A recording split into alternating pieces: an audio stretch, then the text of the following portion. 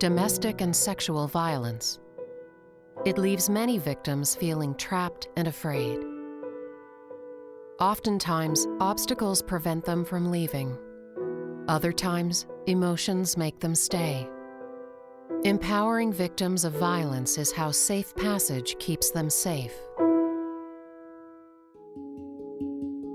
Safe Passage is a nonprofit agency that helps support victims of domestic and sexual violence, and we help women, children, and men who've experienced violence through the services that we have. We also help secondary victims. So if you have a friend or family member who you're worried about that they may be in a violent relationship, we can help support you with navigating what they're going through and make sure that you feel like you can be a friend and a support system to them. The easiest way to talk about the services that Safe Passage offers is to talk about our 3 buckets. Our first bucket is safety for individuals, and a program within that is our confidential safe shelter. And that's where survivors can have immediate access to housing when they're in imminent danger. The house is staffed 24 hours a day. There's always an advocate there to safety plan, to do some case management, to make sure survivors have resources. We have places for the children. There's a play area, there's a basement.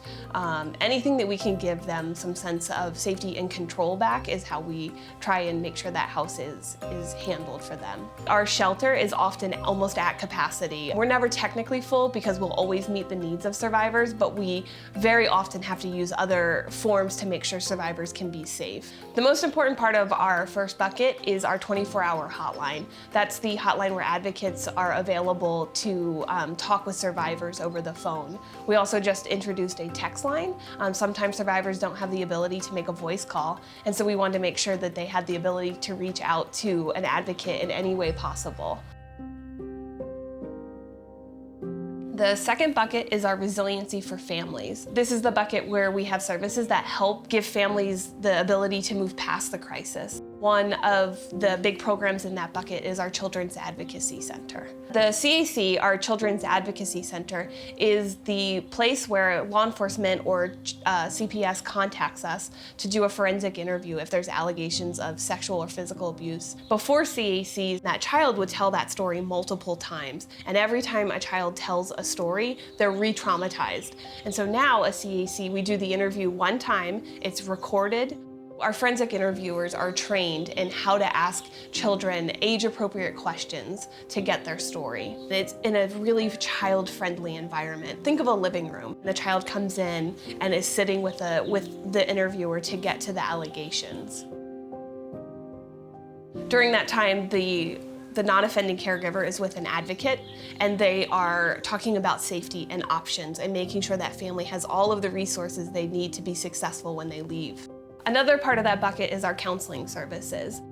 We have counselors on staff that are there for the survivors as they're going through this process. Oftentimes, they're grieving a relationship that they thought that it was going to be this person they're spending their life with.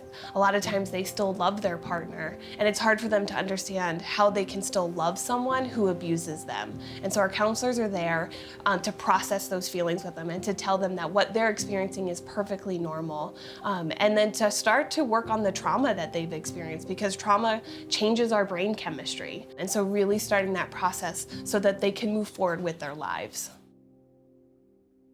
The third bucket is our empowerment for youth in the community. And so this is our education bucket. We go to all of the middle schools and the high schools in the 5 northern counties, and we teach the children about healthy relationships and what red flags to look for, how to be a good friend, how to have good friends, what to say if they see one of their friends engaging in something that's unhealthy, how to be a healthy bystander. And so we provide all of that education to those children. We also do direct advocacy at the school. So if there is a high schooler who's experiencing violence, they have advocates that we can respond to the school and talk to them about what their options are and how to be healthy in their relationship. We also have an advocate on North Idaho campus, and we're there to help any students, faculty, or staff who may be in a relationship and needs options.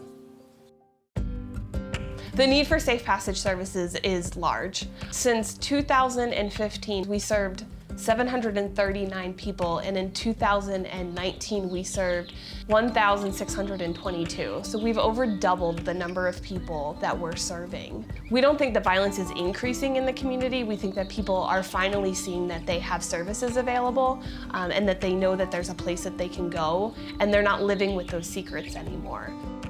I think hope is the most important thing we give survivors. They often have come in and don't believe that their story is going to be any different. And when they come in and go through our services and meet with an advocate, just giving them the hope that things can change, things can be better. Hope is one of the things that really can change our lives.